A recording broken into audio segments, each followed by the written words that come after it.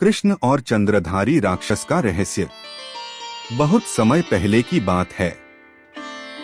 द्वारका नगरी अपने सौंदर्य और वैभव के लिए विश्वविख्यात थी, परंतु एक रहस्य था जो समुद्र की लहरों के पीछे छिपा हुआ था। एक अजीब घटनाक्रम हो रहा था। पूर्णिमा की रातों में समुद्र के बीचों बीच एक चंद्रमा सा तेजस्वी प्रकाश दिखाई देता था और उसके बाद कई नाविक गायब हो जाते थे। एक दिन यह बात श्री कृष्ण के कानों तक पहुंची। उन्होंने अपने विश्वस्त मित्र उद्धव से कहा, यह केवल कोई साधारण दुर्घटना नहीं है उद्धव, मुझे लगता है समुद्र कुछ छिपा रहा है। श्री कृष्ण ने तय किया कि वे स्वयं इस रहस्य का पता लगाएंगे। अगली पूर्णिमा की रात थी। समुद्र शांत था, पर उसकी गहराइयों में हलचल थी।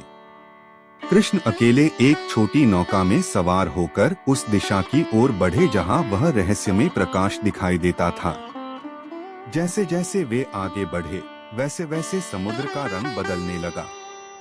जल का रंग हल्का नीला होते होते रक्तवर्ण में परिवर्तित होने लगा। अचानक एक भयंकर गर्जना हुई।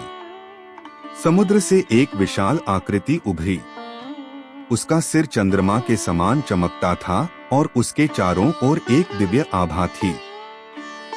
वह कोई और नहीं, चंद्रधारी राक्षस था, एक प्राचीन असुर जिसे चंद्रमा के देवता ने शाप दिया था। वह हर पूर्णिमा को समुद्र से बाहर आता और जो भी उसे दिखाई देता उसे निगल जाता। कृष्ण मुस्कुराए।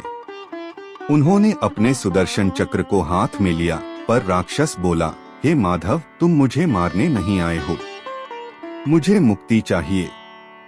मैं कोई असुर नहीं था, मैं सोमक था, चंद्रलोक का रक्षक, पर मेरी एक भूल ने मुझे यह दशा दी। कृष्ण ने गंभीर स्वर में पूछा, कौन सी भूल सोमक? सोमक ने कहा, हजारों वर्ष पहले मैंने धरती पर एक यज्ञ किया जिसमें बिना अनुमति कुछ ऋषियों को बाधा पहुंची।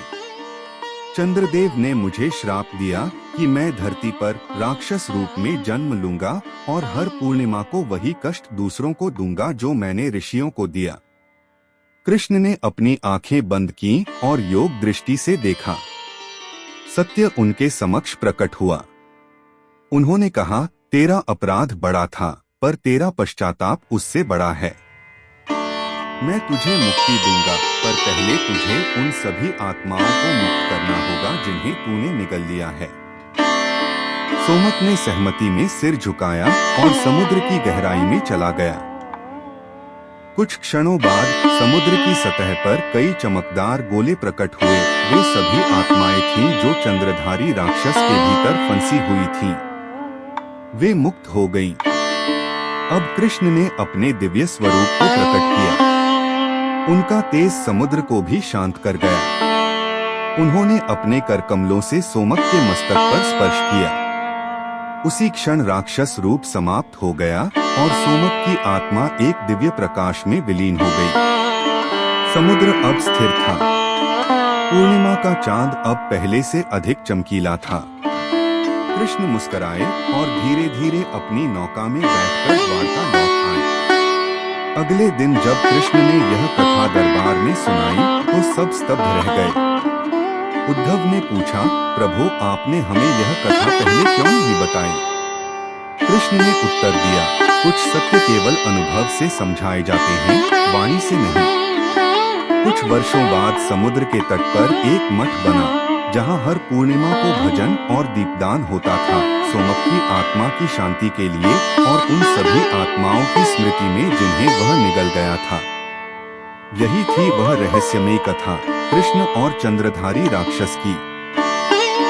यह कथा पुराणों में नहीं, केवल समुद्र की लहरों में गूंजती है, जो केवल वही सुन सकता है जिसका मन शांत हो और जिसकी श्रद्धा सच्ची हो।